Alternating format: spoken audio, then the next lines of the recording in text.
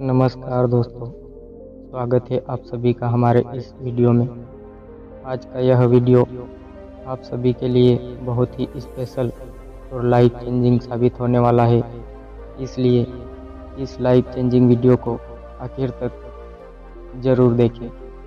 दोस्तों, अगर आपको लगता है कि आपकी किस्मत ख़राब है, तो आज मैं आपके साथ जो मोटिवेशनल स्टोरी शेयर करने वाला हूँ वो सिर्फ आपके लिए ही है। इसे अंत तक ध्यान से ज़रूर सुनें। तो बिना समय गवाए चलिए कहानी को शुरू करते हैं। एक जंगल में एक महात्मा रहते थे। उन महात्मा की खासियत यह थी कि वे किसी का भी भविष्य बता सकते थे। बड़े बड़े राजा उन्हें मानते थे और उनके बताए हुए मार्ग पर चलते थे। उस जंगल के बीचों बीच एक नदी गुजरती थी और उन महात्मा की कुटिया उस नदी के किनारे पर थी। नदी के दोनों तरफ दो अलग अलग शक्तिशाली राजाओं का साम्राज्य थे। वे दोनों ही राजा उस महात्मा को बहुत मानते थे। वे दोनों जब भी कोई बड़ा कार्य करते थे तो उन महात्मा से सलाह लेने के लिए अवश्य आते थे। एक दिन इन दोनों राजाओं में किसी बात पर कहासुनी हो गई। बात इतनी बढ़ गई कि नौबत युद्ध पर आ गई। युद्ध की तारीख और समय दोनों तय कर दिया गया, पर जैसे कि दोनों राजाओं का नियम था कि जब भी कोई बड़ा कार्य करते वे दोनों उस महात्मा की सलाह जरूर लेते।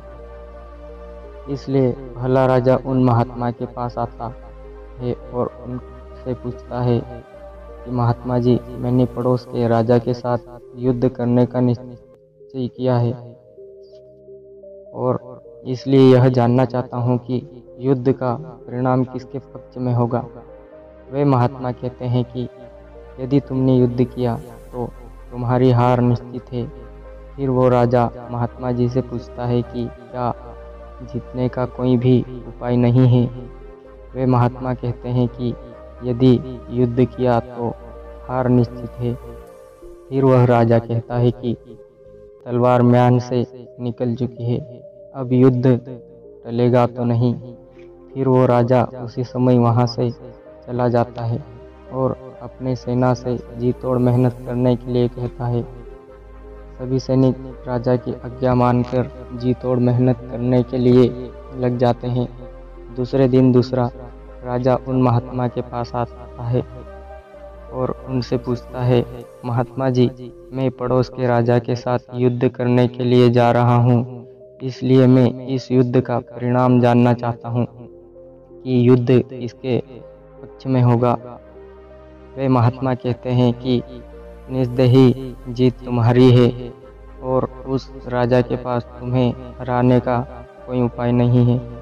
उन महात्मा की बात सुन वो राजा बहुत ही ज़्यादा प्रसन्न हो जाता है और सीधा जाकर अपनी सेना को यह खुशखबरी सुनाता है कि युद्ध में उनकी जीत पक्की है। ये बात सुनकर उस राजा के सैनिक भी बहुत खुश हो जाते हैं और युद्ध की तैयारी में लग जाते हैं। समय बीतता है और युद्ध का दिन आ जाता है। रणभेरिया बजाई जाती है और युद्ध शुरू हो जाता है। दोनों सेनाएं एक दूसरे के साथ भिड़ जाती है और मार काट मच जाती है। देखते ही देखते जिस पहले राजा की हार निश्चित थी वे दूसरे राजा की सेना को ढेर कर देता है और पहला राजा वो युद्ध जीत जाता है जिसे उन महात्मा ने कहा था कि वो युद्ध हारेगा। युद्ध जीतने के बाद वो पहला राजा उन महात्मा के पास चला जाता है और उनसे पूछता है कि महात्मा जी, आपने तो कहा था कि मैं तो युद्ध हार जाऊंगा, लेकिन मैं तो युद्ध जीत गया। आपकी भविष्यवाणी गलत कैसी हो गई।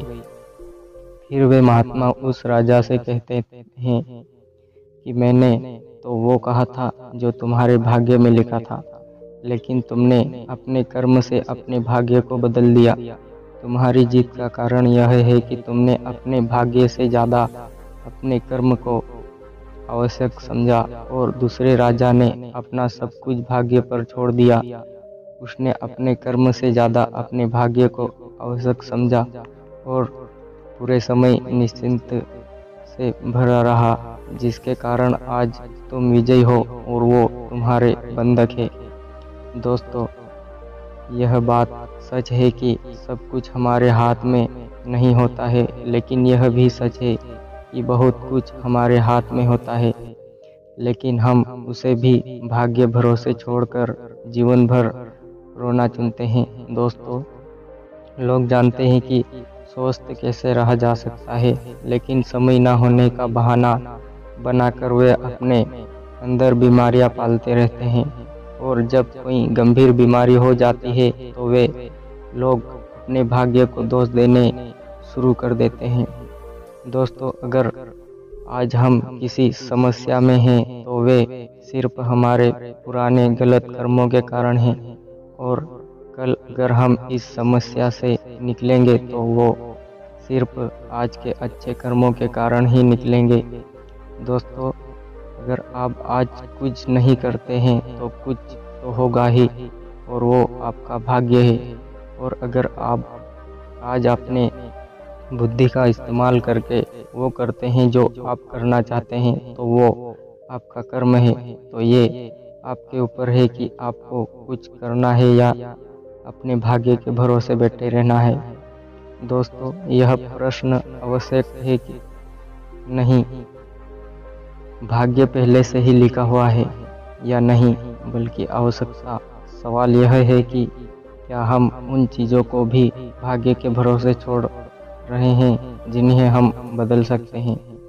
दोस्तों, आज की यह कहानी आपको कैसी लगी, कृपया मुझे नीचे कमेंट बॉक्स में कमेंट करके ज़रूर बताएं।